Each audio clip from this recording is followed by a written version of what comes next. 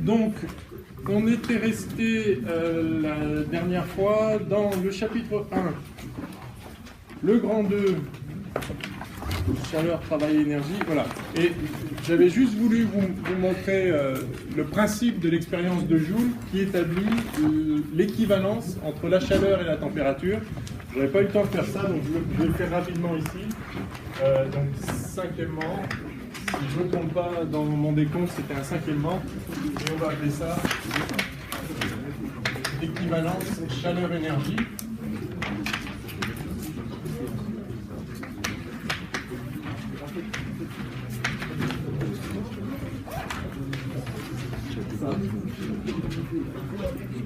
Je vais juste m'assurer que la vidéo est bien partie. C'est bon, ça tourne? Oui, a priori. Bien. Alors, on a déjà pas mal discuté cette histoire de chaleur, d'énergie. Je vais juste faire un petit tas ici, valeur de la calorie.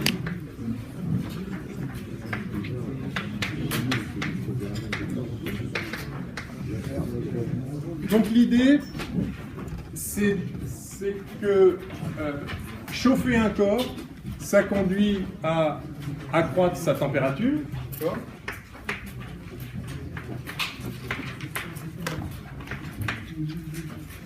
Alors, chauffer un corps, c'est lui communiquer de la chaleur. Et maintenant, on sait qu'en fait, ça veut dire lui communiquer de l'énergie sous forme de chaleur. On reviendra sur ce type de formulation. Mais c'est justement en voyant que chauffer un corps, ça augmente sa température. Comme ça, la température augmente. En voyant que ceci est vrai et que par ailleurs, apporter de l'énergie, c'est-à-dire dissiper de l'énergie mécanique. L'énergie, je dis mécanique, parce que c'est comme ça que ça s'appelle, c'est l'énergie telle qu'on la connaissait avant d'introduire, enfin avant le 19e siècle, avant la thermodynamique. Le concept d'énergie, c'est précisé quand on a développé la mécanique avec le travail des forces, l'énergie potentielle, l'énergie cinétique, tout ce que vous avez vu. Donc dissiper de l'énergie mécanique dans un système, j'avais fait l'expérience d'un corps qui frotte et qui s'arrête, ça conduit également à augmenter la température. Parce que vous êtes en voiture à 100 km/h et que vous pilez d'un seul coup, vous pouvez après toucher les plaquettes de frein, ça va brûler. Hein, c'est-à-dire que vous dissipez de l'énergie, ça chauffe les corps. Alors l'idée, c'est de voir s'il n'y a pas justement une équivalence entre ces deux façons d'élever la température. Et alors donc il y a la fameuse expérience de Joule qui a permis d'établir l'équivalence entre la chaleur et l'énergie. Et donc je vous dessine, alors, je ne suis pas très doué en dessin par ailleurs, je vous dessine le principe de cette expérience. Alors il y a tout un tas d'expériences qui ont conduit à comprendre que les effets calorifiques qui induisent donc des effets thermiques, ces effets calorifiques sont en fait des effets énergétiques. Je vous représente cette expérience particulièrement célèbre et emblématique qui a le bon goût d'être en fait très précise, de permettre des mesures précises, mais il y a tout un tas d'expériences qui ont conduit à adopter l'idée définitivement que en fait, la chaleur, c'est effectivement une forme d'énergie. Alors, vous avez ici un fil enroulé sur un arbre qui plonge ici dans un liquide, par exemple de l'eau, mettons de l'eau, et puis sur cet arbre sont attachées des pales, comme ça, hein, de sorte que si vous mettez une manivelle ici et que vous tournez les pales, enfin, vous tournez l'arbre, il y a les pales comme ça qui vont tourner dans l'eau, et ça va brasser l'eau, d'accord? Et si vous faites ça, vous allez voir que, en fait, par ailleurs, vous mettez un thermomètre là-dedans, d'accord? Et vous allez voir que la température de l'eau augmente. Donc, vous la brassez, la température augmente. Mais en fait, si vous vous mettez dans une enceinte calorifugé, c'est-à-dire un calorifugé, ça veut dire qu'en fait, il ne peut pas y avoir d'échange de chaleur entre l'extérieur et l'intérieur. Typiquement, un calorimètre, vous avez peut-être déjà manipulé avec un calorimètre, ou une bouteille thermos, hein, enfin, vous vous débrouillez pour qu'il n'y ait pas d'échange de chaleur. Dans une bouteille thermos, comme dans un calorimètre, on se sert du vide comme isolant thermique. Hein. Bref, vous vous débrouillez pour avoir une enceinte qui est essentiellement, parfaitement sans échange de chaleur. C'est jamais parfait, mais enfin, sur les courtes échelles de temps, ça fonctionne. Et donc, vous allez pouvoir repérer précisément l'augmentation de température liée à l'énergie mécanique qui a été communiquée. Parce que là, l'énergie, au départ, enfin, c'est, voilà, on tourne une manivelle, c'est de l'énergie mécanique. Alors, en fait, on peut rendre les choses extrêmement précises en faisant tourner cet arbre avec, alors vous prenez une poulie, par exemple, comme ceci, là, et puis vous mettez une masse, M, d'accord ? Et puis vous regardez ce qui se passe lorsque la masse M chute sur une hauteur H. Auquel cas, vous savez très précisément quelle énergie mécanique vous avez mis dans le système. C'est quoi l'énergie qui est donnée au système, enfin au système, c'est-à-dire à l'eau en l'occurrence. Quand la masse M passe de là à là, c'est la différence d'énergie potentielle entre ici et là. On fait ça doucement de telle sorte que l'énergie cinétique de la masse qui descend soit négligeable. Il suffit de... Enfin bref. En plus, on se débrouille pour qu'un petit déplacement fasse beaucoup de tours, hein, pour que vraiment on agite bien, et que ce corps descend à vitesse quasi nulle. Et vous regardez, une fois que le corps a descendu d'une hauteur h, vous savez qu'il a donné une énergie mgh. Donc ça c'est l'énergie cédée par le corps, pas par le système mécanique. Énergie cédée mécaniquement, d'accord, mgh, différence d'énergie potentielle. Et puis vous regardez quelle est l'élévation de la température de l'eau qui correspond.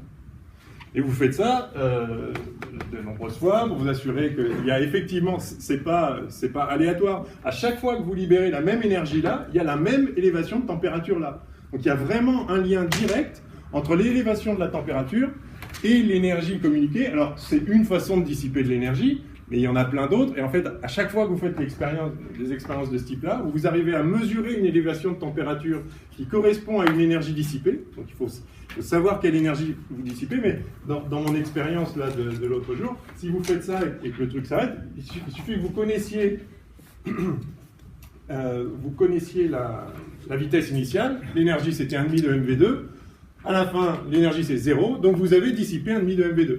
Tout ça, ça a chauffé les corps. Alors, c'est pas très facile comme expérience parce que ça chauffe le corps qui ralentit, mais ça chauffe aussi la table. Mais si vous mettez tout ça dans une enceinte et à la fin vous mesurez vraiment globalement l'élévation de la température, ben vous pouvez mesurer précisément la quantité, enfin, vous pouvez mesurer l'élévation de température correspondant à une énergie dissipée. Donc, cette manip est particulièrement propre. En plus, Joule était un génie de l'expérimentation, il manipait avec une précision extrême, en faisant des tas d'expériences diverses, mais toujours sur le même principe. Regardez l'élévation de température correspondant à une certaine énergie mécanique dissipée. Il a pu relier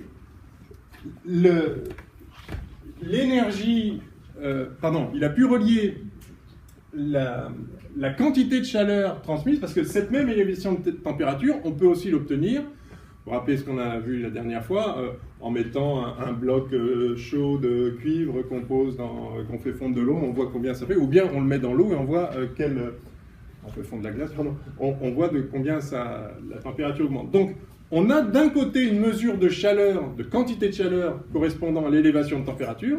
Vous vous rappelez la définition de la calorie? Une calorie, c'est la quantité d'énergie qu'il faut pour élever 1 gramme d'eau d'1 degré. Donc il y a une définition de la calorie, c'est une certaine quantité de chaleur qui est définie par l'élévation de température. Eh bien, il suffit de regarder quelle quantité d'énergie mécanique il faut dissiper dans de l'eau, par exemple, pour l'élever d'1 degré, pour élever 1 gramme d'eau d'1 degré. Pour élever 1 kilo d'eau, il faut 1000 fois plus, bon, soit. Hein. Mais vous voyez qu'on peut établir un lien entre la quantité de chaleur, calories, c'est-à-dire la quantité de chaleur qu'il faut pour élever d'un degré un gramme d'eau, et la quantité d'énergie mécanique, ici d'énergie potentielle, qu'il faut pour élever un gramme d'eau d'un degré.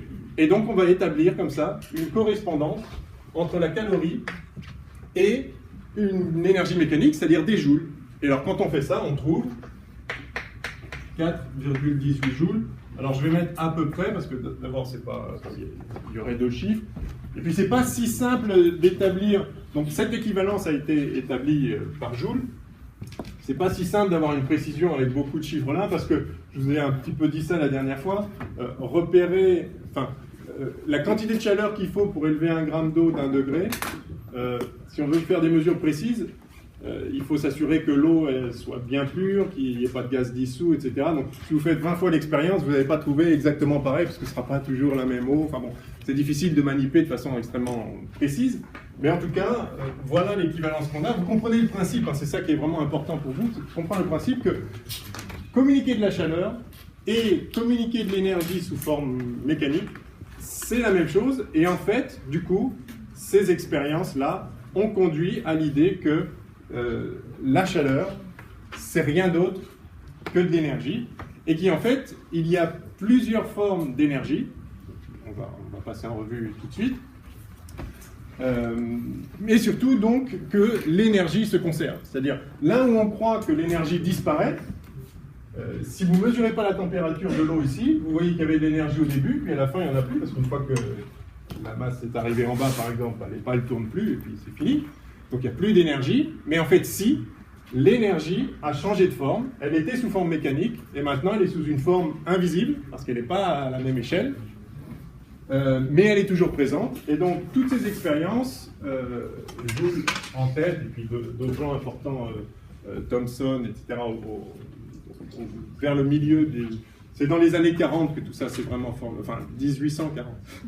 Que tout ça s'est formalisé. Donc tout ça a conduit à l'idée de la conservation de l'énergie. C'est vraiment le résultat majeur. L'énergie se conserve à condition de considérer d'autres formes d'énergie que simplement l'énergie qu'on connaissait à l'époque, c'est-à-dire l'énergie mécanique. Ok ? Voilà. Donc c'est ça que je voulais vous montrer la dernière fois. Donc je vais reprendre le cours. Je vais faire un petit B donc, sur les différentes formes d'énergie.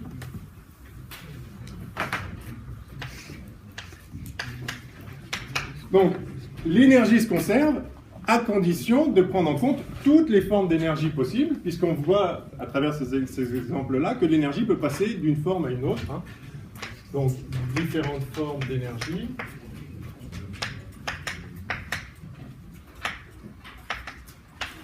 C'est vraiment petit comme tableau pour faire de la physique, ça. Bon, voilà. Vous voyez dans le fond, c'est écrit trop petit, ça va? Ok. Différentes formes d'énergie. Alors, donc bien sûr, il y a l'énergie mécanique. Ça, cette énergie est manifeste, on le voit, les choses bougent, on peut exercer des forces associées à un déplacement, ça fait du travail. Bon, l'énergie mécanique. Et puis donc, il y a l'énergie sous forme thermique. Alors, il y a toujours un problème, et le problème demeure aujourd'hui dans le vocabulaire, énergie thermique, énergie calorifique, la chaleur et la température, à la fin de ce cours, enfin peut-être pas de celui-là, mais à la fin de l'ensemble du cours, vous aurez parfaitement fait la distinction et compris ce qu'est la température, ce qu'est la chaleur, mais dans le langage commun, on utilise tellement les choses de façon inappropriée qu'on fait toujours des abus de langage, donc j'en ferai aussi, j'essaierai de ne pas en faire trop, mais... Enfin, bref, donc je l'appelle énergie, là je vais mettre l'énergie sous forme de chaleur. En tout cas, il y a une équivalence entre l'énergie calorifique et l'énergie mécanique. Donc, je n'en dis pas plus pour ça. Qu'est-ce que vous connaissez d'autre comme forme d'énergie? Pardon? L'énergie potentielle, oui, d'accord. Alors, je la mets dans l'énergie mécanique. Effectivement, énergie mécanique, énergie cinétique, il y a tout ce qui est travail, enfin voilà, tout ça est lié, voilà. Ouais. Électromagnétique. Alors, électromagnétique, très bien, effectivement, il y a de l'énergie électromagnétique. Donc, quand vous avez un champ électrique quelque part, eh bien, il y a de l'énergie, ou un champ magnétique, oui. Oui, alors l'énergie sonore, en fait, c'est mécanique. Ben, je peux le mettre là, oui.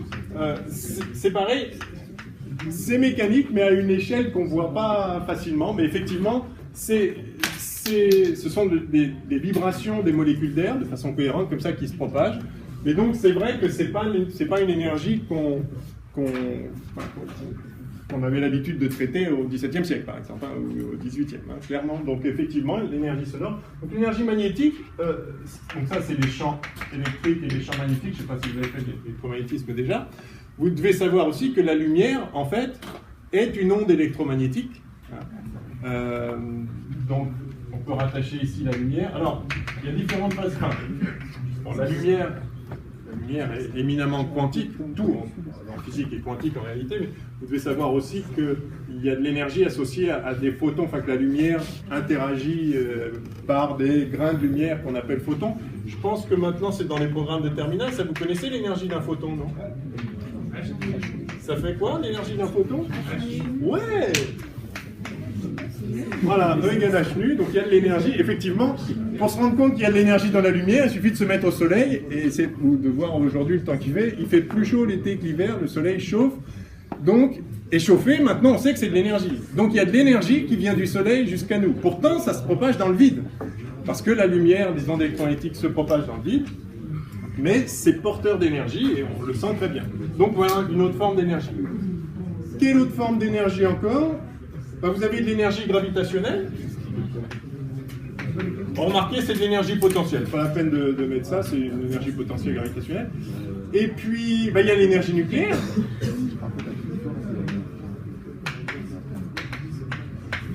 L'énergie nucléaire, bien sûr. Quoi d'autre? Ah, mais très important, évidemment, l'énergie chimique. Alors, l'énergie chimique, c'est l'énergie qui est contenue dans les molécules. L'énergie nucléaire étant contenue dans les noyaux des atomes. Certaines molécules, du simple fait de leur constitution, contiennent de l'énergie au sens où vous pouvez faire une réaction chimique qui va libérer de l'énergie. Réaction exothermique, typiquement. Exothermie, d'ailleurs on retrouve le lien entre la chaleur. Donc vous avez de l'énergie au début sous forme chimique, vous faites une réaction chimique et ça chauffe le milieu. Donc il y a de l'énergie qui a été libérée. Il y a de l'énergie dans les molécules, et je vous avais montré l'autre fois, j'ai ramené ma petite barre de Mars, c'est pas la même, je l'ai mangée entre temps, mais voilà. Donc là-dedans, il y a pas mal d'énergie. Savez-vous combien il y a d'énergie là-dedans? Combien? 300 calories. 150 calories. 150 calories. Avec un petit C ou un grand C? Ah ouais, donc c'est des kilocalories. Alors, j'ai trouvé, celui-là c'est un petit et c'est pas marqué dessus, mais sinon, donc typiquement, les vraies barres de Mars, les bien bonnes voilà, ça c'est, j'ai trouvé 240 kilocalories. Alors maintenant, vous savez ce que vaut une calorie. Donc ça fait combien en joules, ça? Donc il faut multiplier ça par 4,18. Ça fait 10 puissance 6. 4 fois 250, ça ferait 10 puissance 6. Donc 24 fois 4,18. Donc ça fait à peu près 10 puissance 6 joules. C'est colossal. C'est colossal. 1 million de joules. Quelle est l'énergie qu'il faut pour prendre un poids de 1 kg et le monter de 1 mètre?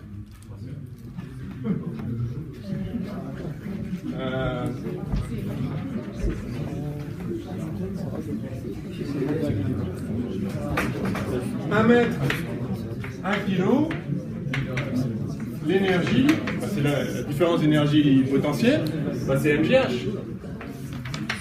G, on va dire que c'est 10, hein, 9,80 ici, 10, 1 kg, H, si je le monte de 1 mètre, ça fait 10 joules. D'accord? Pour monter un poids de 100 kg, donc je le prends et puis je le mets sur la table à une hauteur de 1 mètre, 100 kg, il faudrait donc 100 fois plus, il faudrait 1 kJ 10 puissance 3 joules. Donc avec une barre de Mars, j'ai l'énergie pour prendre 100 kg, le monter de 1 mètre 1000 fois. C'est pas mal, hein? C'est pas mal. Vous avez dû remarquer, quand vous mettez de l'essence dans votre voiture, vous mettez, avec 5 litres d'essence, vous faites 100 km. Donc la concentration d'énergie chimique, l'énergie qui est dans les molécules, alors certaines molécules, enfin certaines justement, l'idée c'est que quand vous brûlez cette énergie, c'est-à-dire que vous faites des réactions chimiques qui vont libérer une partie de cette énergie, mais il y a énormément d'énergie. Donc en fait l'énergie mécanique c'est presque le plus... Enfin, à notre échelle, l'énergie mécanique, nous on a l'impression de faire des efforts pour se déplacer, pour monter les escaliers, mais quand vous réalisez que là-dedans il y a de quoi monter 1000 fois 100 kg sur une hauteur de 1 mètre, c'est quand même impressionnant. Alors, donc typiquement, pour de l'essence, vous avez à peu près 50 mégajoules par kilogramme. À peu près, ça dépend un peu des essences, peut-être 45, je sais pas, c'est l'ordre de grandeur. Pour l'énergie nucléaire, l'énergie qu'il y a dans les noyaux, est-ce que vous avez une idée de la quantité d'énergie que ça représente? Donc, prenez de l'uranium, uranium 235, là.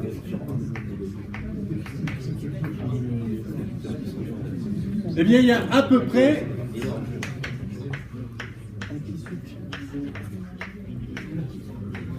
700 millions de kilojoules, 700 millions de mégajoules par kilogramme. C'est vraiment colossal. D'accord ? Avec ça, vous allez sur la Lune et vous revenez. Hein. En termes d'énergie potentielle, en tout cas, c'est pas vrai. Bref. En tout cas, il y a plusieurs formes d'énergie. Donc on peut passer de l'une à l'autre. Quand je mange une barre de Mars et qu'après je fais un footing, j'ai converti de l'énergie chimique en énergie cinétique, puis tout ça finalement devient de la chaleur au bout du compte. Hein. Je frotte sur le sol, j'agite l'air, je me chauffe moi-même, c'est rayonné après. Enfin, bref, l'énergie passe d'une forme à une autre, et donc ça c'est vraiment une découverte majeure qu'en fait l'énergie se conserve à condition d'inclure d'autres formes d'énergie. Bien, alors, je ne vais pas passer plus de temps là-dessus, vous avez compris le principe de toute façon. Le résultat fondamental, donc, c'est que l'énergie se conserve. Alors, je voudrais finir ce grand 2 par une remarque générale.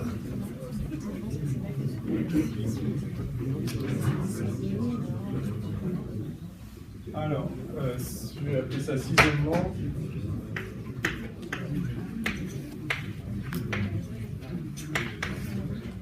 C'est peut-être un peu trop abrégé, ça. Remarque générale. Remarque générale, qu'est-ce que je voulais vous dire? Oui, donc,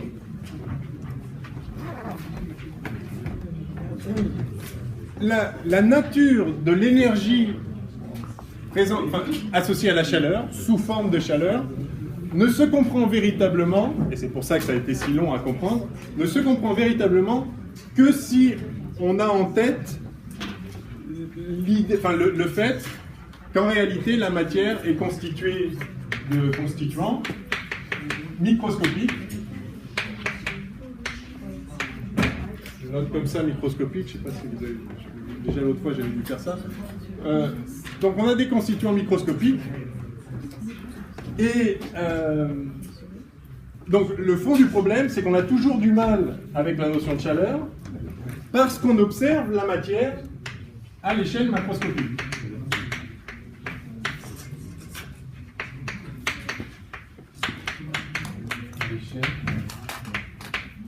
Alors je note microscopique comme ça et macroscopique comme ça, si ça vous va. C'est un peu plus court. Micro, macro. Donc c'est vraiment le fond du problème. Et il y a une énorme distance d'échelle entre le microscopique et le macroscopique.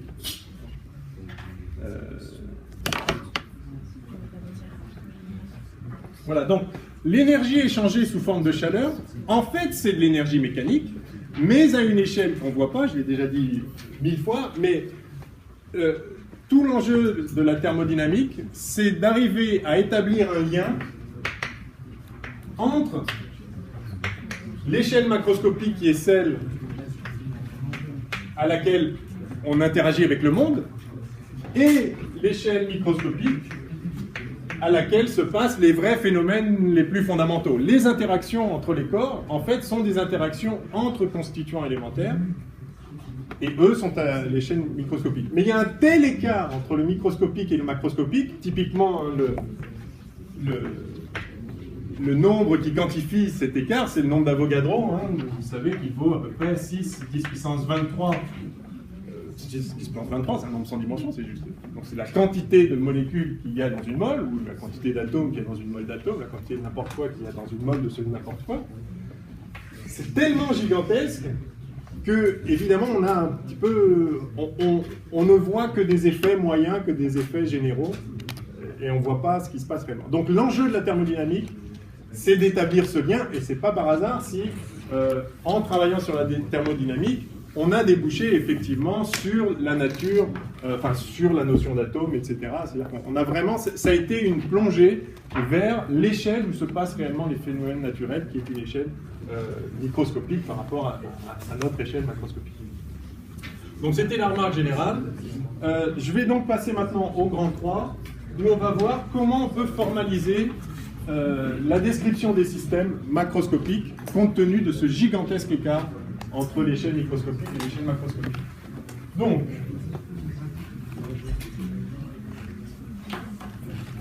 grand 3, l'état d'un système macroscopique.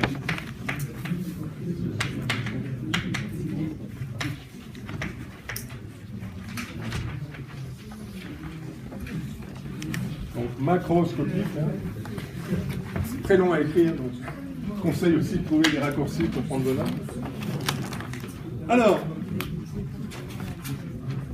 je vais parler de l'état des systèmes. Donc c'est une notion extrêmement importante, l'état d'un système macroscopique, et ça mérite un commentaire.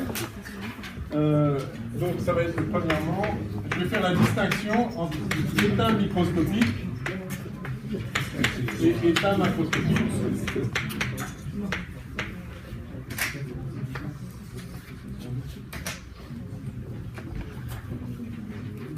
Quel est l'état microscopique d'un système? Prenons comme système le gaz dans cette pièce. Si je veux définir son état complet, décrire tout ce qu'on peut décrire sur ce gaz dans cette pièce, je vais devoir préciser la position et la vitesse de chaque constituant, de chaque molécule de l'air. Je vais aussi devoir dire quelles sont ces molécules, vraiment décrire l'état. Admettons, on va simplifier, on va supposer que l'air c'est décomposé que d'un seul constituant. Bon, c'est pas le cas, il y a deux constituants majeurs. Bon, si, alors, gardons juste deux constituants majeurs, l'oxygène et l'azote. Il y en a aussi d'autres choses, bien sûr, mais principalement. Donc je dois décrire pour chaque molécule de chacun des constituants, où elle est, à quelle vitesse. Et ça, à chaque instant. Mais un état microscopique, c'est l'ensemble, c'est la donnée de l'ensemble des positions et des vitesses de chacun des constituants. Macroscopiquement, par contre, il est évident qu'il y a plein d'états différents, où les positions des molécules sont différentes, qui ont l'air exactement pareil à notre échelle. C'est-à-dire que l'air là maintenant et l'air il y a 2 secondes, ça n'a rien à voir son état.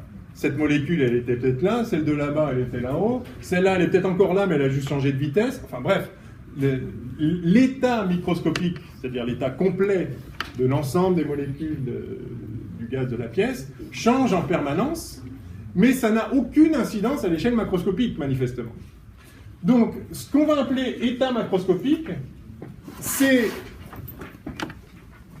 l'état du système tel qu'il se manifeste à nous. Alors comment il se manifeste à nous? Par son apparence, mais aussi par l'ensemble des interactions qu'il a avec l'extérieur. Par exemple, le gaz dans cette pièce exerce une pression sur les murs ici.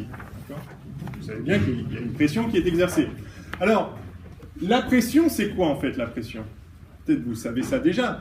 La pression, ce n'est rien d'autre que la somme de toute la résultante des forces des molécules de l'air qui viennent taper puis qui rebondissent. Et donc, à chaque fois qu'une particule rebondit, bah, ça fait un petit coup sur la paroi. Et puis, mais sauf qu'il y en a des milliards de milliards chaque microseconde. Et globalement, ces petites forces individuelles qui n'ont aucune, qui sont complètement imperceptibles à notre échelle, bah, globalement, il y a tellement de molécules et ça fait tellement de rebonds chaque seconde que finalement, ça fait une force qui n'est pas négligeable. C'est ça la pression. On y reviendra. Mais bien évidemment, les molécules qui rebondissent là maintenant, tout de suite, à cet instant, et celles qui vont rebondir à l'instant suivant, ne sont pas les mêmes. Donc, ce n'est pas le même état du gaz. Mais on s'en fiche. Dès l'instant que ça produit la même force, macroscopiquement, bah, c'est le même état. D'accord? Parce qu'en fait, c'est indistinguable. Le gaz maintenant et le gaz il y a 1 minute et le gaz dans 30 secondes, macroscopiquement, c'est le même état parce qu'il a exactement les mêmes effets. Toutes les manières dont on peut interagir avec ce gaz, l'effet qu'il produit mécanique sur les parois, le fait qu'il y a une certaine quantité d'oxygène qui permet qu'on respire, etc., tout ça ne change pas en fait. Même si en fait, les états microscopiques changent énormément, l'état macroscopique ne change pas parce que rien ne change dans la manière dont ce gaz interagit avec l'environnement. Donc, le point clé, c'est qu'il y a énormément d'états microscopiques qui correspondent au même état macroscopique. D'accord ? Donc l'état macroscopique, c'est simplement tel qu'il apparaît, enfin tel que le système apparaît à l'échelle macroscopique. Bon, c'est évident comme définition, mais il faut vraiment comprendre qu'il y a un nombre gigantesque d'états microscopiques qui correspondent au même état macroscopique. Donc, bon, je ne l'écris pas, je l'ai dit. Donc, on va dire qu'on a le même état macroscopique si, d'abord, s'il a la même apparence. Si le système n'a pas l'air pareil, manifestement, ce n'est pas le même état. Et puis, globalement, s'il y a les mêmes effets macroscopiques, c'est-à-dire si ça conduit aux mêmes interactions avec l'environnement.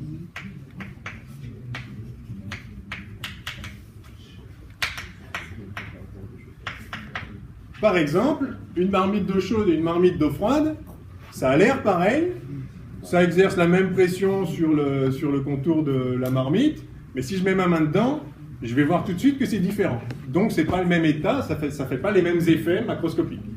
Par contre, que dans la marmite d'eau, telle molécule soit là plutôt que là, ou que celle-ci aille par là plutôt que par là, ça change tout le temps, mais ça change rien macroscopiquement. Ça n'a strictement aucune incidence, ça ne va pas modifier les forces sur les parois, ça ne va pas modifier ma sensation de chaleur si une molécule est ici plutôt que là.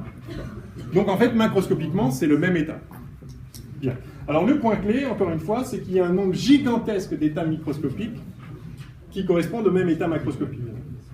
Et donc il y a deux propriétés majeures qui rendent possible la science de la thermodynamique, qui va donc être la science qui étudie les états macroscopiques des corps, puisque microscopiquement on s'en fiche, ce qui compte c'est comment on interagit avec les corps. On peut aussi s'intéresser aux états microscopiques, mais vraiment, je ne vois pas bien qui ça peut intéresser de savoir là maintenant où sont chacune des molécules, qui sont des milliards de milliards de milliards, et quelle est leur vitesse. On s'en fout complètement, mais la nature s'en fout. C'est-à-dire l'effet global, c'est ce qui correspond à l'effet macroscopique.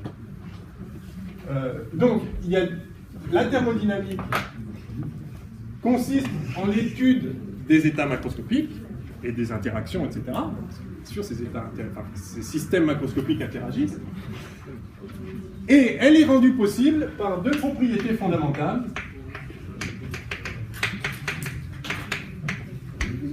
Enfin, je vais dire deux propriétés cruciales. Donc, qui rendent possible la thermodynamique. La première, je l'ai dit, mais je vais quand même l'écrire. Donc, c'est que pour chaque état macroscopique distinct, donc il existe un nombre gigantesque, mais vraiment gigantesque,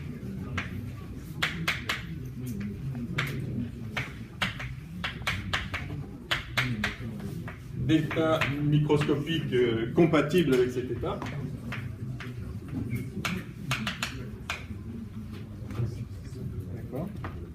Alors ça, on le verra un peu plus tard dans le cours, c'est à l'origine de la notion d'entropie.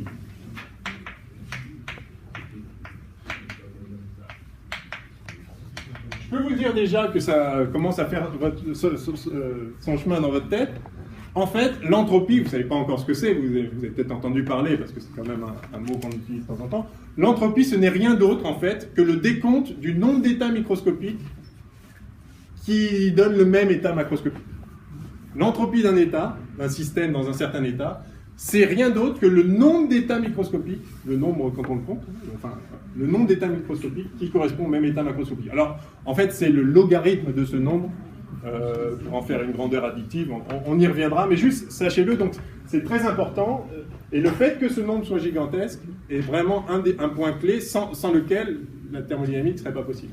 Mais c'est tellement gigantesque qu'en fait, la moyenne va très peu bouger, enfin, si vous avez un système macroscopique, en fait, à l'équilibre, il aura un état qui est très bien défini par la moyenne de ce qui se passe. Et la moyenne, elle est...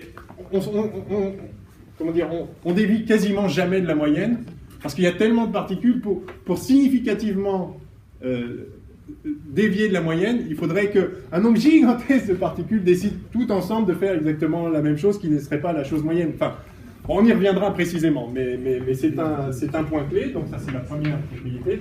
Et la deuxième, c'est que donc, les états macroscopiques des systèmes peuvent être décrits au moyen d'un petit nombre de paramètres physiques.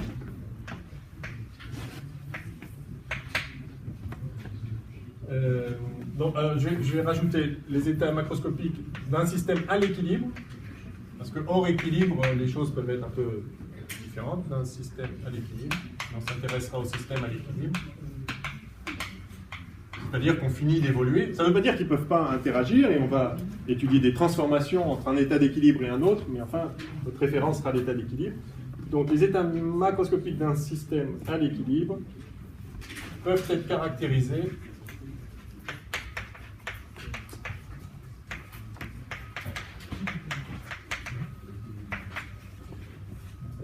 donc par un petit nombre,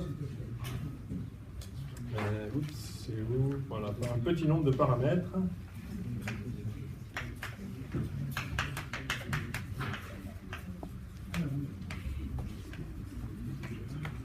Ces paramètres étant des grandeurs physiques mesurables.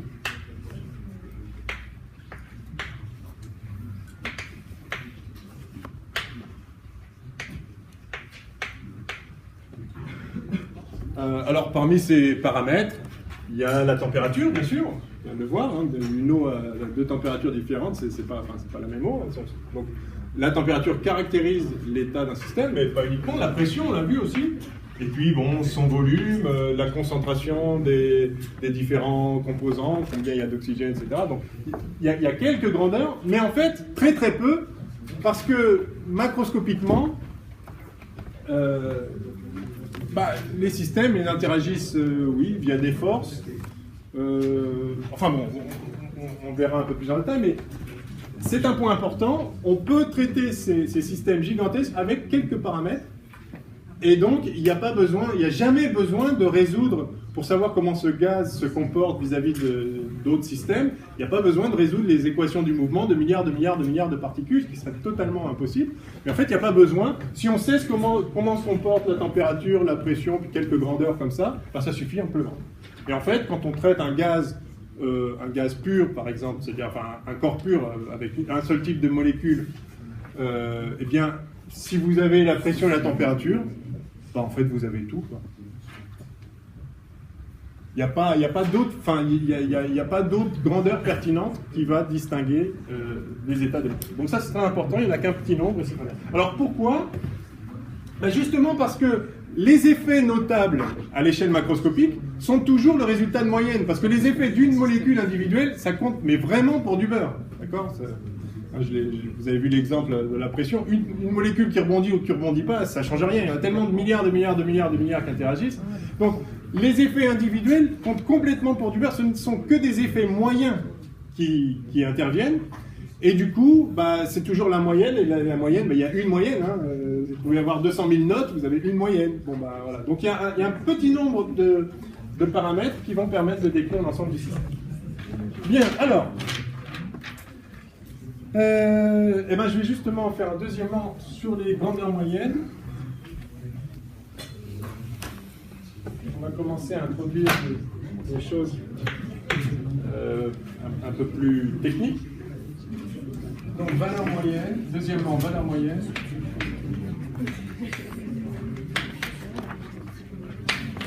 Description statistique.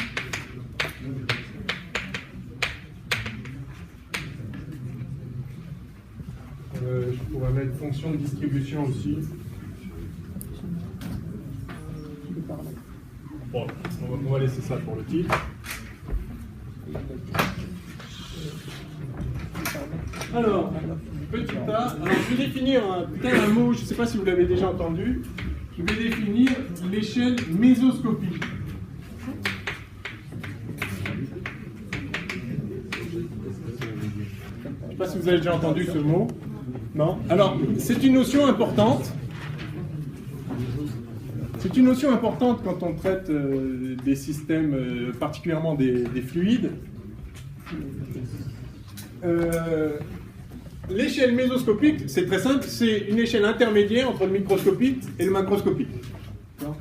Donc, je vais le noter MSC, comme mésoscopique, et la définition, je peux la résumer comme ça.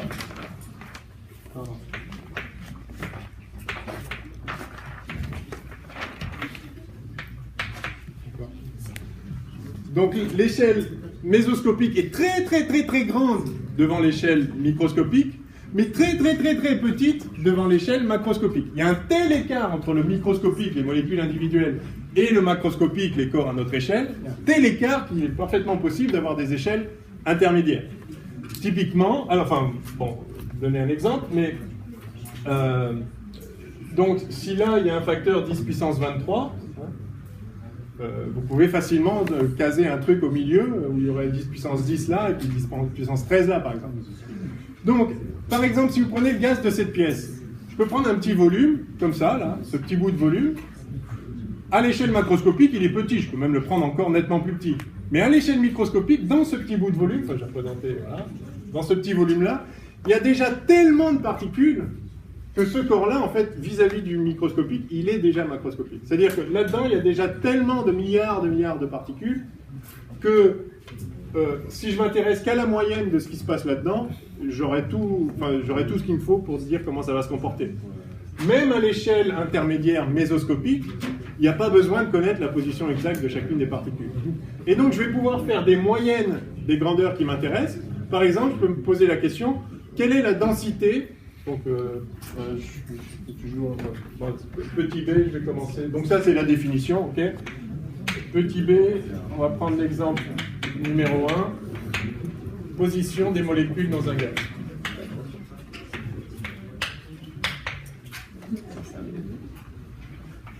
Position des molécules dans un gaz. Et on va définir la densité. On dit souvent la densité particulière, c'est-à-dire la densité de particules. Juste pour distinguer de la densité quand on dit la masse volumique, en fait. Enfin, la densité de particules. Je vais pouvoir définir la densité de particules pour le système global, par exemple pour l'air global. Quelle est la densité? C'est le nombre de particules totales. Je vais noter petit n. C'est le nombre de particules totales divisé par le volume total. C'est le nombre de particules.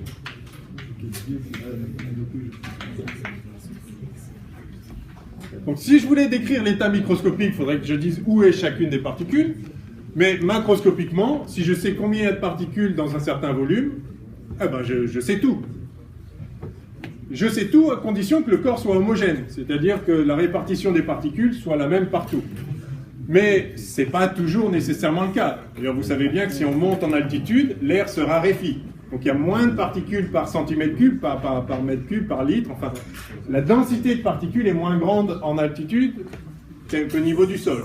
Donc on peut quand même considérer des systèmes macroscopiques dans lesquels la densité de particules va varier, enfin va être différente en différents points. Mais qu'est-ce qu'on appelle densité de particules en un point? En un point vraiment mathématique, microscopique, enfin de dimension 0, en un point, soit il y a une particule, soit il n'y en a pas. Donc c'est pas une densité, ça.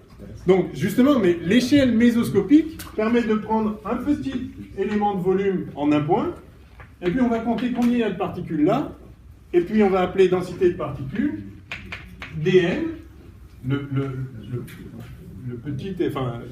le nombre de particules élémentaires qu'il y a dans ce corps, divisé par la taille, le volume de ce.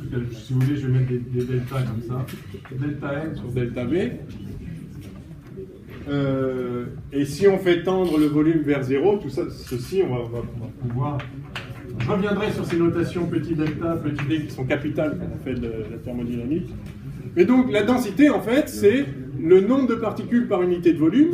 Mais vous voyez que pour définir en un point la densité, il faut quand même que je considère un volume où il y a suffisamment de particules dedans. S'il n'y a qu'une particule, ça n'a aucun sens. C'est soit 1, soit 0. Mais dans un tout petit volume, donc à l'échelle mésoscopique, c'est ça qu'on fait, ces moyennes sont établies à l'échelle mésoscopique, on prend une échelle dans laquelle il y a tellement de particules qu'en fait la moyenne elle ne change pas. C'est-à-dire, dans un gaz ici à l'équilibre, en fait, la densité, bon alors là on va dire que c'est homogène dans la pièce, la densité est la même partout, mais surtout elle est la même au cours du temps. À l'équilibre, par définition, cette densité ne va pas évoluer. Mais si on regarde vraiment à petite échelle, si on diminue ce volume jusqu'à ce qu'il soit tellement petit qu'il n'y a qu'en moyenne 2 ou 3 particules, bah, de temps en temps il va y en avoir 4, de temps en temps il va y en avoir 1, de temps en temps il va y en avoir 0, des fois 5, enfin, ça change tout le temps. Donc l'échelle mésoscopique, c'est une échelle qui est suffisamment grande pour qu'en fait la moyenne ne change pas. À 1 ou 2 près sur 100 000, ça ne change rien. Mais sur 2 ou 3, ça change beaucoup. Donc cette échelle mésoscopique, c'est ça. C'est suffisamment petit pour qu'on puisse dire, c'est petit devant l'échelle macroscopique, donc on peut dire ici il y a telle densité, ici une autre, ici une autre. Donc on décrit globalement le système, on peut décrire des systèmes non homogènes, mais il y a suffisamment de particules pour que la moyenne ait un sens et qu'elle ne change pas en fait au cours du temps. Donc voilà ce que c'est que les mésoscopiques. Donc j'ai pris l'exemple de la position. Alors, soit dit en passant, quand on fait ça, vous voyez qu'une seule grandeur, la densité, remplace une connaissance immense qui serait la position de chaque particule à chaque instant. Et en plus, ça changerait à chaque instant la position des particules, alors que la densité ne change pas. Donc vous voyez pourquoi on peut décrire les systèmes microscopiques avec très peu de nombres. Parce que là, juste en prenant cette définition-là, je remplace toutes les positions de toutes les particules à chaque instant par un nombre qui est constant, la densité de particules. Donc c'est comme ça que ça fonctionne. Alors je vais prendre le deuxième exemple qui est très important. Donc petit c, exemple 2. On va voir ce qui se passe pour les vitesses. Donc vitesse des molécules d'un gaz.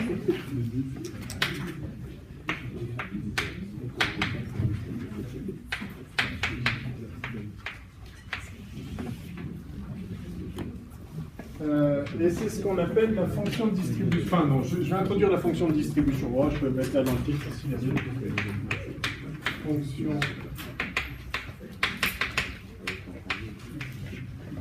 de distribution. Donc, c'est pareil, si je voulais vraiment décrire tous les constituants du gaz, il faudrait que je donne la vitesse I pour chaque constituant I, VI, enfin je note VI pour le...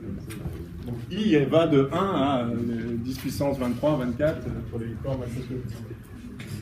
VI pour chaque constituant.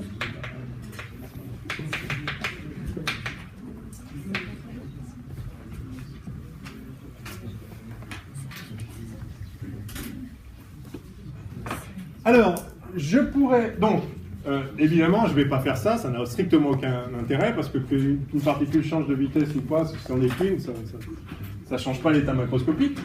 Donc, c'est pareil, je vais m'intéresser à des moyennes. Par contre, il faut faire un peu attention, parce que si je prends juste la moyenne des vitesses, par exemple, dans le gaz de cette pièce, la moyenne des vitesses, c'est quoi? Bah, c'est 0. D'accord? Parce que globalement, le gaz, il ne se déplace pas. Donc s'il y a une particule qui va par là, il y en a une quelque part qui va dans le sens, enfin tout ça bouge en permanence, mais la moyenne des vitesses, c'est 0. Si la moyenne des vitesses était un petit peu par là, bah, ça veut dire que globalement, le gaz se déplacerait par là. Donc la moyenne des vitesses est 0. Donc ça ne va pas suffire pour décrire l'état du système de connaître la moyenne des vitesses. Aussi parce qu'on sait maintenant que donc, la température, enfin il y a de l'énergie thermique sous forme d'agitation des molécules. Et donc, un gaz chaud, c'est un gaz dans lequel la vitesse des particules est plus grande. Mais la vitesse, vectoriellement, la vitesse moyenne est 0, quelle que soit la température. Donc si je maintiens à la vitesse moyenne, je vais dire que c'est 0, puis j'ai rien appris, alors que j'ai besoin de connaître quand même, enfin j'ai besoin de distinguer un gaz dans lequel les molécules bougent très très vite, de manière chaotique, aléatoire et avec une moyenne 0, d'un gaz où les molécules bougent de manière chaotique avec moyenne 0, mais moins vite. Et ça va être différentes températures, justement. Donc je ne peux pas m'arrêter à ça. Donc on définit en fait, on introduit ce qu'on appelle, donc, je vais définir comme ceci. On aimerait bien savoir, on s'en fiche de savoir chaque molécule quelle est sa vitesse, mais on voudrait savoir pour l'ensemble des molécules quelle est la distribution des vitesses.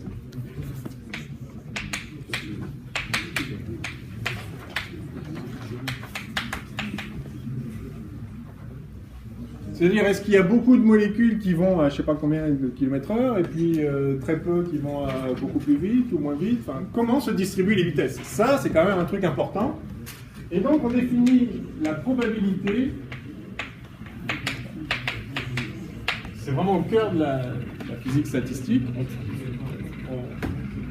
On décrit de manière statistique, oui. Du coup, c'est la vitesse, la norme de la vitesse, pas vectoriellement. Alors, on va faire les deux. On va regarder la probabilité d'avoir une certaine vitesse dans une certaine direction et aussi la probabilité d'avoir une certaine norme de vitesse. Mais effectivement, ce qui va être important, globalement, ça va être la norme, ou si vous voulez, le carré de la vitesse. Donc, probabilité de trouver une molécule ou un constituant. Voilà, je prends l'exemple des molécules d'un gaz.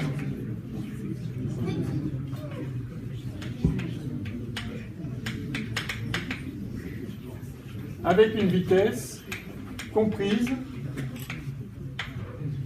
entre V et V plus dV, c'est-à-dire évidemment d'avoir une vitesse bien définie. La probabilité, c'est comme vous tirez un nombre entre 0 et 1, un nombre réel entre 0 et 1, la probabilité d'avoir un certain nombre, c'est 0. La probabilité d'avoir un nombre entre 0,2 et 0,3, eh bien, c'est un dixième si vous tirez entre 0 et 1, parce que l'intervalle représente un dixième du total. Donc, bon, je ne sais pas si vous êtes très familier avec ces probabilités, mais la probabilité de trouver une molécule avec une vitesse comprise entre V et V plus dV, on le note P de V dV. Évidemment, c'est proportionnel à dV. Si vous prenez un écart 2 fois plus grand, vous avez 2 fois plus de chances de trouver la particule.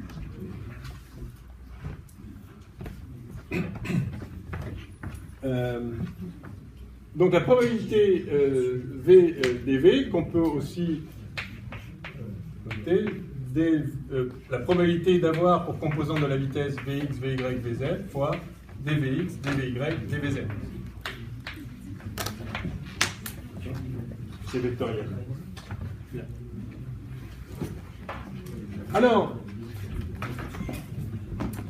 cette probabilité, dans un système à l'équilibre, mettons le gaz dans cette pièce, cette probabilité ne va pas changer en fait. Bien sûr, il y a des chocs en permanence entre les molécules, et donc les vitesses de chacune vont changer en permanence. Mais globalement, à l'équilibre, une fois que vous avez un gaz qui est évolué, imaginez que vous avez 1 milliard de boules de billard sur un tapis de billard, et vous les lancez, et puis vous les laissez évoluer. Et imaginez qu'il n'y a pas de... Il n'y a pas de perte d'énergie. Oui. Mais du coup, ça revient au même que prendre la moyenne des vitesses, non? Enfin, si Sauf que ça vous dit un peu plus. Parce que la moyenne des vitesses, c'est 0. OK. La moyenne des vitesses au carré, c'est pas 0. Et on va le voir tout de suite. Mais ça vous dit un petit peu plus. Je vais juste l'écrire, cette forme-là, dans le cas d'un gaz à l'équilibre. Mais je veux juste vous faire réaliser qu'en fait, donc une fois que vous avez laissez évoluer votre système de boules de billard. Donc, encore une fois, il faut imaginer des boules de billard où il n'y a pas de dissipation d'énergie. Donc, elles ne s'arrêtent jamais. Parce qu'on est à l'échelle microscopique, il n'y a pas de dissipation d'énergie. L'énergie, elle est toujours là. D'accord ? Il n'y a pas de perte d'énergie. Les boules de billard, elles vont finir par s'arrêter parce que ça frotte sur le tapis, etc. Et puis que ça chauffe, en fait, globalement, mon truc. Mais à l'échelle microscopique, les molécules dans ce gaz, il y a une certaine énergie là maintenant. Si, bon, il y a un peu d'énergie qui est arrivée par les radiateurs qui sort dehors, etc. Mais admettons qu'il n'y ait pas d'échange d'énergie avec l'extérieur. L'énergie qu'il y a dans ce gaz, elle restera toujours. Donc les molécules, elles interagissent en permanence. Et il y a un moment, il va y avoir une certaine distribution de vitesse. Et cette distribution de vitesse, elle ne changera plus. Alors chaque molécule va passer d'une vitesse à l'autre, etc. Mais globalement, vous aurez statistiquement, vous aurez atteint une distribution où elle est ce qu'elle est, cette distribution de vitesse. Alors ce qui est extraordinaire, c'est qu'on a été capable de calculer, par des arguments théoriques simples, cette distribution de vitesse dans un gaz comme ça à l'équilibre. Alors je vais vous la donner. C'est bon pour votre culture, et puis c'est magnifique. Puis de toute façon, si vous faites, vous avez besoin de connaître ces choses-là si vous avancez en physique. C'est pas nécessaire, enfin c'est pas explicitement au programme de cette année, mais c'est important de le savoir. Et alors, le point clé, c'est que justement, c'est lié à la température. On ne comprend pas la température si on n'a pas ça en tête. Donc, troisièmement, température d'un gaz. Température d'un gaz. Alors, donc, on montre, je ne vous fais pas la démonstration, mais enfin, elle est faisable et c'est connu depuis un siècle et demi. On montre donc que la distribution moyenne qui s'établit une fois que le gaz a relaxé, une fois qu'on est arrivé à l'équilibre, elle s'écrit comme ceci. La probabilité d'avoir composante de la vitesse sur les trois axes x, y, z, P de Vx, dV, on va essayer de probabilité de trouver les particules entre V et V plus dV, c'est égal à... Alors, il y a un certain facteur numérique, je le note en mémoire, mais peu importe, c'est juste une constante. Puissance 3,5.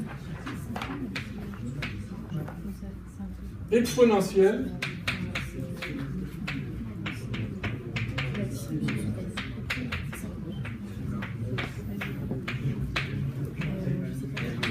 Voilà.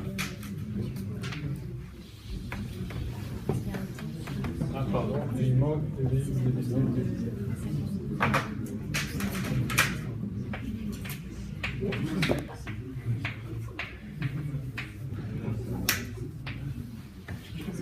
Alors, je vais la commenter. Ceci s'appelle la distribution de Maxwell-Boltzmann.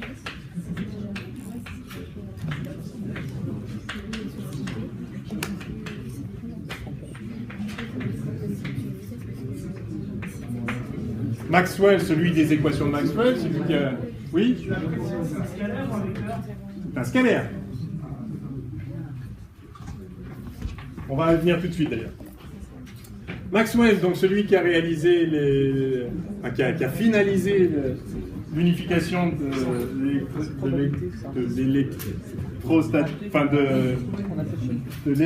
la science du champ électrique et du champ magnétique, donc de l'électromagnétisme.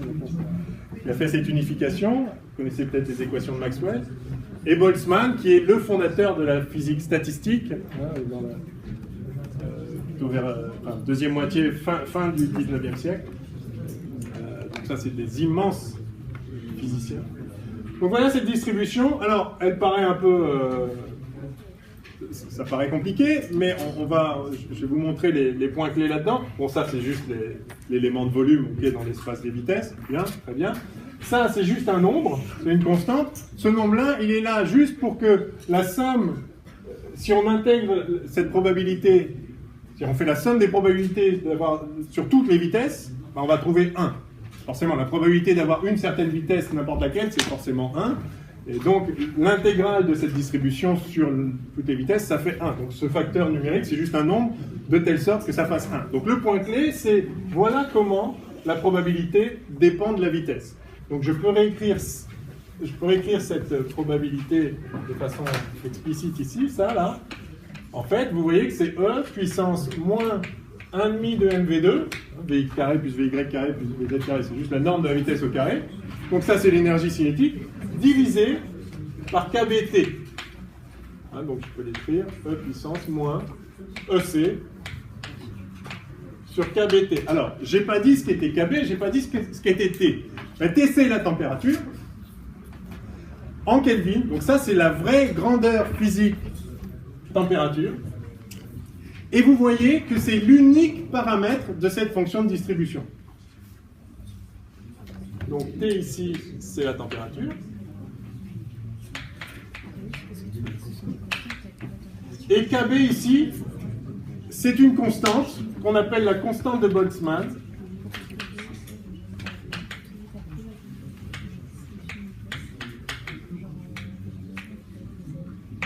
Alors cette constante, c'est malheureux. J'aimerais qu'on modifie les conventions de la physique. Peut-être ça viendra un jour, peut-être que dans 1000 ans ce sera fait, je ne sais pas à quel moment on va le faire. Cette constante de Boltzmann, je vais vous donner sa valeur après. En fait, vous voyez que ici on a une énergie cinétique, et donc ici on a une énergie. KBT, c'est la dimension d'une énergie. C'est une énergie. Donc, le problème, en fait, c'est qu'on a défini les échelles de température, on a commencé à mesurer les températures, à définir des degrés, avant de découvrir ce qu'était vraiment la température. Et donc, il y a une certaine énergie, il y a une certaine unité pour les températures, et vous savez que donc cette unité, quand on transforme la température en grandeur physique, via la thermodynamique, on y reviendra, l'unité, c'est les Kelvin. Et donc, cette unité n'est pas une unité d'énergie, alors qu'en fait, ce qui intervient ici, c'est une énergie. Eh bien, la constante de Boltzmann, c'est juste un facteur de conversion, en fait. Facteur de conversion entre les Kelvin et les joules. Donc pour faire une énergie. Et donc je vous donne maintenant la valeur de la constante de Boltzmann. Donc ça c'est à connaître par cœur, cette valeur de la constante de Boltzmann, parce que c'est tellement classique. Donc ça fait, à connaître par cœur. Ouais, si. 1,38, alors à peu près, 1,38, 10 puissance, moins 23. Et l'unité c'est quoi? C'est des joules par Kelvin.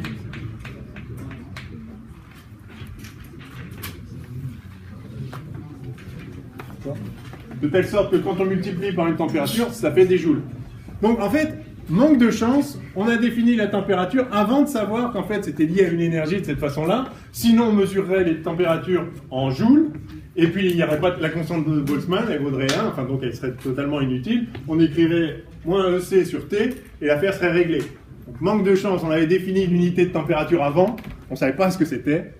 Et donc, il y a un facteur de conversion, donc c'est toujours le même. À chaque fois que vous avez T, vous avez KB, en général.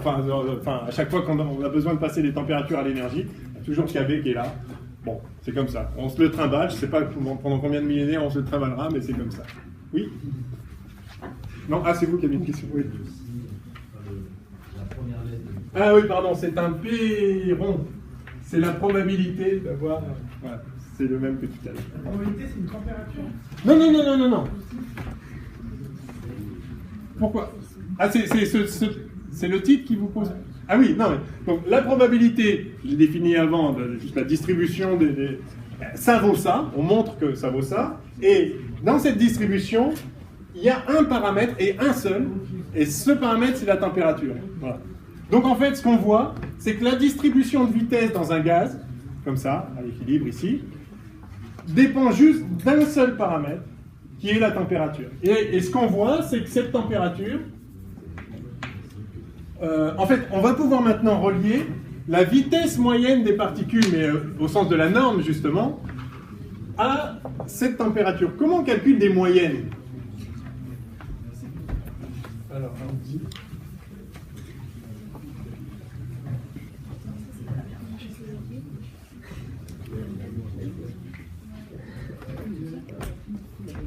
Ah, peut-être je vais représenter cette... Oui. C'est pas que pour un gaz à liquide. C'est la distribution des vitesses. Cette distribution de vitesse est très générale, mais elle n'est pas non plus universelle. Mais dans un gaz à l'équilibre, oui, c'est comme ça. Oui, oui. Dans n'importe quel gaz à l'équilibre, se distribue comme ça. Vous avez déjà rencontré les gaussiennes. Est-ce que vous savez que ça, c'est une gaussienne? La courbe gaussienne, vous connaissez les gaussiennes? Vous avez vu que, je ne sais pas si vous avez vu les machines de Galton, les trucs qu'on fait tomber les billes et que ça fait des gaussiennes, hein, ou des trucs comme ça. Enfin, je sais pas. Vous savez que les processus statistiques, dès que vous avez un grand nombre, si vous tirez à pile ou face 1000 fois par exemple, et que vous comptez combien il y a de piles, en moyenne ça va faire 500. D'accord? Donc le nombre de piles, donc vous tirez 1000 fois, vous tirez le nombre de piles, en moyenne ça va faire 500, mais ça ne fera pas toujours 500 bien sûr, ça fera de temps en temps un peu plus, de temps en temps un peu moins. Si vous tracez la probabilité ici d'avoir un certain nombre, le nombre de piles, ce sera centré sur 500, mais il y aura une petite extension, il y a très très peu de chances que vous trouviez 0, parce que vraiment votre pièce elle est pipée, hein, si ça fait 500, si ça fait 1000 fois face, ça ne va pas le faire. Donc vous avez un truc comme ça, c'est centré là-dessus, et cette forme-là, c'est une gaussienne.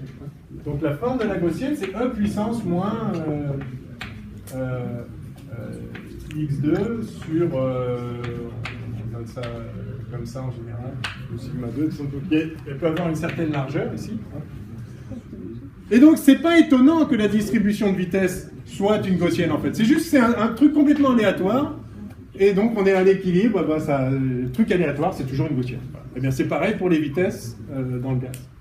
Donc on retrouve ça, et vous voyez que ce qui joue le rôle de la largeur de la gaussienne, c'est la température. Et aussi la valeur moyenne, comme on va le calculer maintenant. Donc, qu'est-ce que je voulais dire là-dessus? Oui, donc on peut représenter, si vous tracez la probabilité d'avoir une certaine composante Vx sur l'axe X, vous tracez ça en prenant que la partie X, donc Vx carré, ça vous fait cette gaussienne-là, et la largeur de la gaussienne dépend de la température. Plus la température est grande, plus la gaussienne va être élargie, et donc ça veut dire que vous avez de plus en plus de chances d'avoir des particules qui vont très vite. Ça correspond bien à l'idée que quand la température augmente, l'agitation thermique augmente. Et pour une température très très faible, eh bien en gros toutes les particules elles auront une vitesse 0 un petit peu. Alors c'est symétrique, ça a autant de chances d'aller à gauche qu'à droite, évidemment, mais à petite température, ceci va être très très piqué. Plus la température augmente, plus ça s'éteint. Donc ça c'est la probabilité d'une certaine composante de la vitesse. Maintenant, quelle est la probabilité d'avoir une certaine norme de la vitesse? Alors, je vais le représenter là. Alors, c'est un tout petit peu subtil si vous n'avez pas tout à fait l'habitude. La probabilité d'avoir dx, dy, dz fois dvx, je réécris juste ce que j'ai écrit tout à l'heure. On a vu que c'était égal à une certaine constante de normalisation fois 1 puissance moins 1,5 de mv2 sur kbt dvx, dvy, dvz.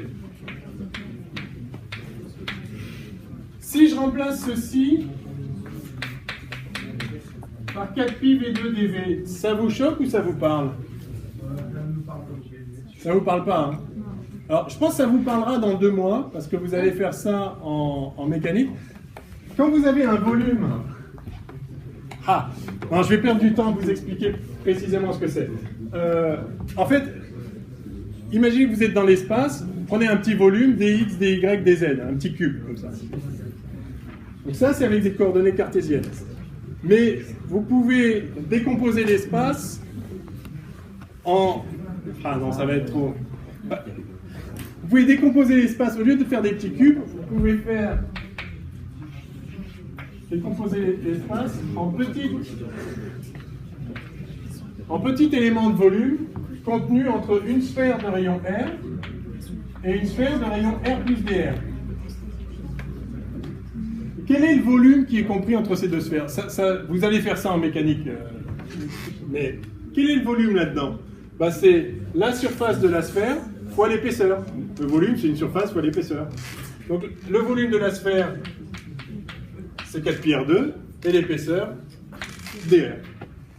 Eh bien là, on a un élément de volume, non pas dans l'espace géométrique, dans l'espace des positions, mais dans l'espace des vitesses. Mais c'est exactement pareil. le dx, dy, dz que vous transformez en 4pi R2dr, ceci est transformé en 4pi V2dv. Je ne veux pas perdre du temps là-dessus, mais vous allez le voir, comme ça vous l'aurez vu une fois, ça ne vous paraîtra pas trop mystérieux. Tout ça pour dire que si vous écrivez la probabilité d'avoir une certaine vitesse v, vous allez trouver une certaine constante fois ce facteur-là, 1,5 de V2 sur KBT, fois 4pi V2 dV. Alors, traçons la distribution de probabilité des vitesses. De la norme de la vitesse. La probabilité d'avoir une vitesse v, donc c'est cette fonction-là, donc c'est juste la gaussienne, mais c'est la norme des 3 gaussiennes pour chacune des composantes.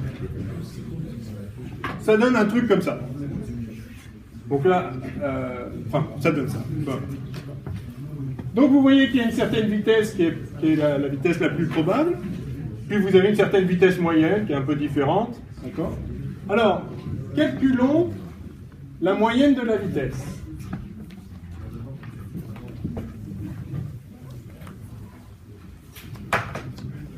Je ne vais pas passer tant de temps là-dessus, mais c'est pas grave. Quelle heure est-il là, Il est quelle heure là 12h03, on a un petit quart d'heure. Ok. Donc, bon, puisque je me suis lancé là, je vais continuer. Enfin, je vais finir ça. Donc, on peut montrer que la vitesse la plus probable, c'est quoi la vitesse la plus probable? C'est la vitesse, ça c'est la distribution de vitesse. Vous prenez cette fonction, vous la dérivez, vous regardez où est-ce que ça fait 0.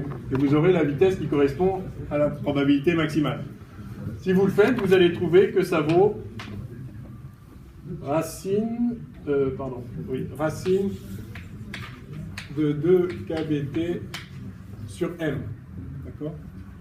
Autrement dit, 1,5 de mv plus probable au carré, ça fait kBt. Donc les molécules ici, là, qui ont la vitesse la plus probable, en fait, elles ont une énergie cinétique qui vaut kBt. Donc finalement, kBt, la température, c'est l'énergie cinétique la plus probable qu'on trouve dans le système. Bon. Vous pouvez calculer aussi la valeur moyenne de la vitesse, la valeur moyenne de la norme de la vitesse. Et donc, c'est quoi cette valeur moyenne? C'est la somme de la vitesse fois la probabilité de trouver cette vitesse-là, et vous sommez ça sur toutes les vitesses possibles de 0 à l'infini. Vous faites cette intégrale, les intégrales gaussiennes, enfin voilà, en l'occurrence c'est facile, celle-ci elle est facile à calculer. Vous savez le faire, hein, bon, je pourrais prendre le temps de le faire, c'est une bête intégrale d'une exponentielle. Et vous allez trouver ici racine de 8 kBt sur pi m.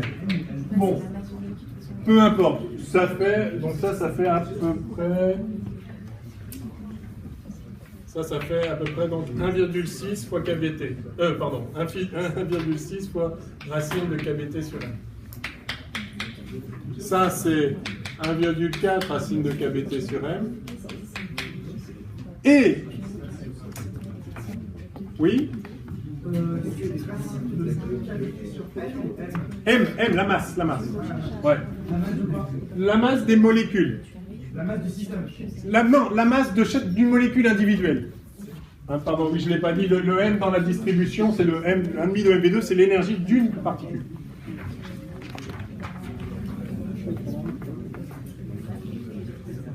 Et alors, là, par contre, c'est pas la peine d'apprendre ça par cœur. Mais il y a une chose qu'il faut savoir, c'est la moyenne de la vitesse au carré. Donc, à nouveau, il suffit de calculer cette intégrale et de calculer la moyenne du v carré, et on trouve donc racine de 3 kBt sur m. Pourquoi faut-il savoir ça? Parce qu'en fait, ça vous permet de déterminer l'énergie cinétique moyenne des particules dans le gaz. 1,5 de mv2, la moyenne de 1,5 de mv2, c'est la moyenne de l'énergie cinétique des molécules dans le gaz. Ça vaut quoi? Si la moyenne de V2 c'est ça, 1,5 de Pardon, il n'y a plus la racine si j'ai pris la moyenne de V au carré, excusez-moi. 3 kBT sur M. Donc, la moyenne de l'énergie cinétique, c'est simplement 3,5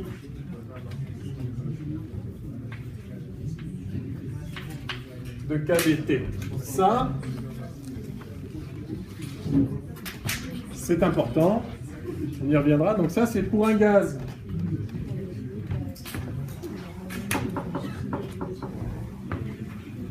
monoatomique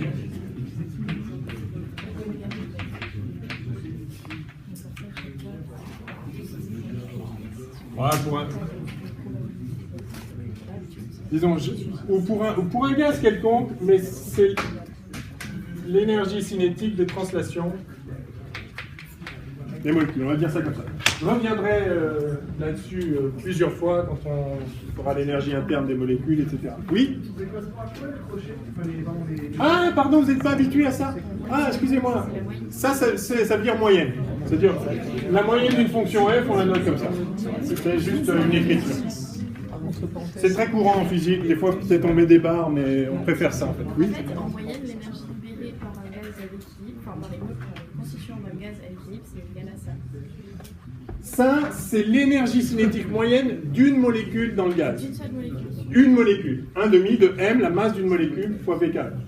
Donc finalement, T, vous voyez que c'est relié à l'énergie cinétique des molécules dans le gaz. Alors, chaque molécule n'a pas la même énergie cinétique, puisque d'abord, la vitesse change en permanence, et puis il y a des molécules qui ont différentes vitesses, hein. Il y a toute une distribution de vitesse dans le gaz, mais à l'équilibre, cette distribution est caractérisée par un seul paramètre, la température, enfin, un certain paramètre qu'on appelle température, parce qu'en fait, ça correspond à ce qu'on avait défini avant comme étant la température. Et on voit là-dessus qu'en fait, la température, c'est rien d'autre que le paramètre qui caractérise l'énergie cinétique moyenne des particules. Mais encore une fois, on s'en est aperçu après avoir défini la température. Donc la température est en degrés, donc pour la convertir en énergie, il faut un facteur de conversion qu'on appelle facteur de Boltzmann, et qui vaut 1,38 10-23 joules par Kelvin. Si on avait su dès le départ que la température, en fait, c'est juste un marqueur de l'énergie typique des molécules, on aurait mesuré la température en joules, et puis il n'y aurait pas de constante de Boltzmann. Bon, c'est comme ça, et donc on fait avec. Oui? 3, c'est 3. Celui-là? Celui-là? Non, là, si vous calculez avec cette distribution de vitesse, vous calculez la moyenne des vitesses au carré, vous trouvez 3 kBT sur M. La fonction, elle est connue. Cette moyenne-là, par définition, c'est la somme de V2 fois P de V dV, de 0 à l'infini. Vous faites ce calcul, vous trouvez ça. Et donc ça, c'est absolument exact. Hein, c'est pas à peu près égal. La moyenne des 1,5 de MV2, donc de l'énergie cinétique de translation des molécules, c'est 3,5 de kBT. Je précise translation parce que si vous avez des molécules diatomiques, d'ailleurs dans l'air ici c'est essentiellement de l'O2 et du N2, c'est des molécules diatomiques, en plus de se déplacer comme ça, elles peuvent tourner aussi. Et donc il y a aussi de l'énergie dans les degrés de liberté de rotation. Là c'est l'énergie cinétique de translation des molécules. On l'a calculé, enfin, vous m'avez fait confiance sur le calcul, mais je veux dire, ça se calcule, c'est juste l'intégrale de cette fonction de distribution, et ça donne ça. D'accord? Donc la température est reliée à l'énergie cinétique moyenne des particules dans le gaz. Ok? Bon, alors... C'est bon? Ouais. Alors, je vais maintenant parler de la pression.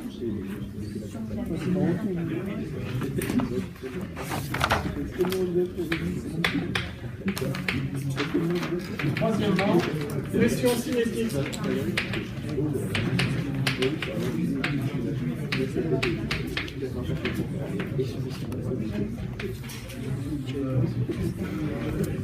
Pression cinétique d'un gaz. Alors, je l'ai déjà mentionné tout à l'heure dans une petite explication en passant. Qu'est-ce que la pression d'un gaz? Alors, c'est bon? Encore 10 petites minutes, oui? Pardon? Ah, c'est le 4? Merci. Oui, exact. Merci. Donc, vous avez des molécules. Je prends à nouveau l'air de cette pièce, avec des tas de molécules qui sont confinées dans un certain environnement, qui sont confinées dans une enceinte. L'enceinte, c'est cette pièce avec le plafond, le plancher, les murs. Oui? Pourquoi on a estimé l'énergie cinétique à KBT, puis ensuite à 3,5 KBT? Non, ça c'est l'énergie cinétique la plus probable des particules, et ça c'est l'énergie cinétique moyenne, qui n'est pas tout à fait pareil. Ça, vous pouvez l'oublier. À la limite, ça il faut le savoir.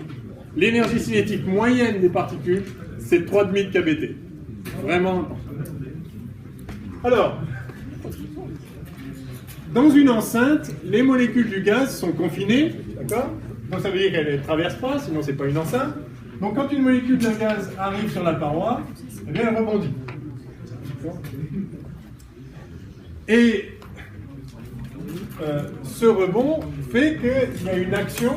Manifestement, la vitesse change. Si la vitesse change, mdv sur dt égale somme des forces. Hein. Donc si la vitesse change, c'est qu'il y a une force qui a agi. S'il y a une force qui a agi sur la molécule pour la faire rebrousser chemin, eh bien, il y a une force de la molécule sur la paroi qui est exactement opposée, la loi de l'action et de la réaction. Donc chaque molécule qui va rebondir comme ça sur la paroi, quelle que soit sa direction d'arrivée, donc en permanence, il y a des molécules qui viennent rebondir sur la paroi.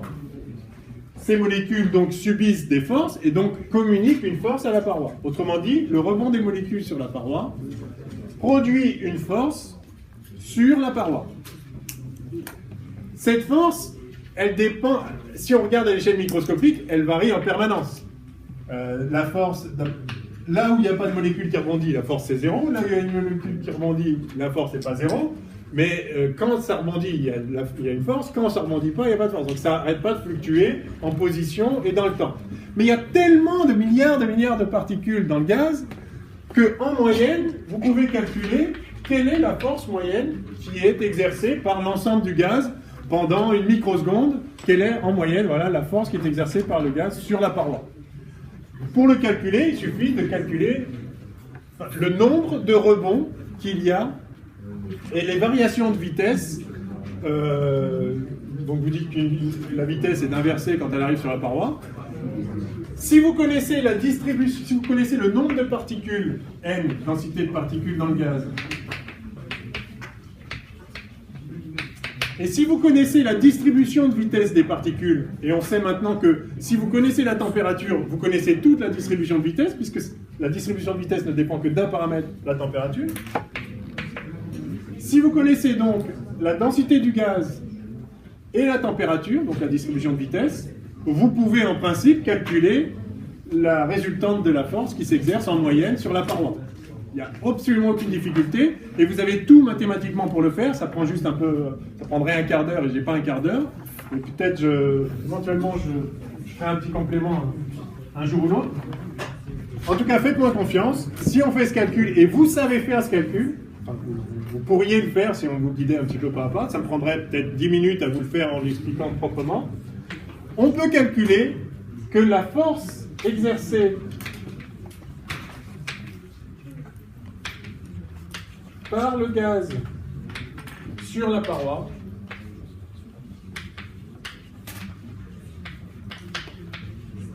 cette force,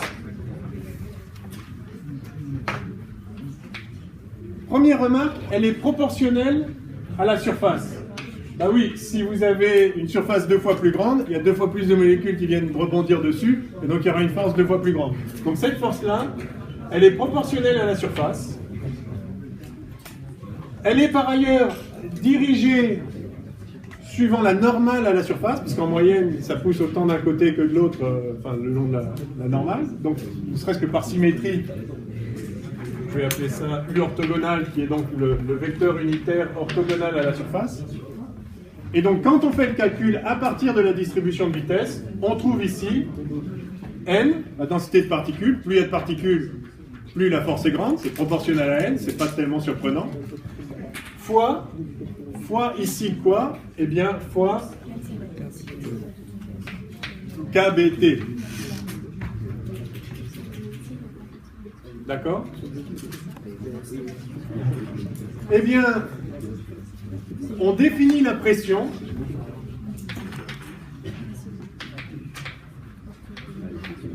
par définition, c'est la force par unité de surface.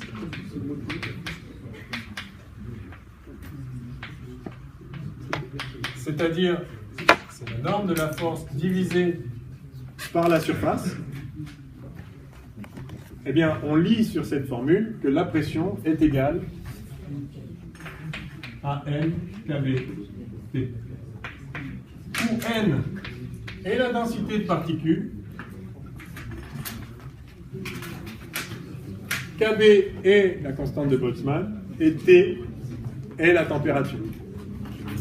Donc ça, c'est une énergie fois une densité. Donc en fait, c'est une densité d'énergie, la pression, en termes dimensionnels. Vous savez qu'on mesure la pression en Pascal. Donc ceci s'appelle la pression cinétique, c'est-à-dire c'est vraiment ce qui est lié à l'énergie cinétique des particules qui viennent rebondir. Et c'est pas très étonnant dans la mesure où la distribution de vitesse ne dépend que de la température, que cette pression se calcule directement à partir de la température. La densité de particules. Voilà. Oui? On va s'arrêter.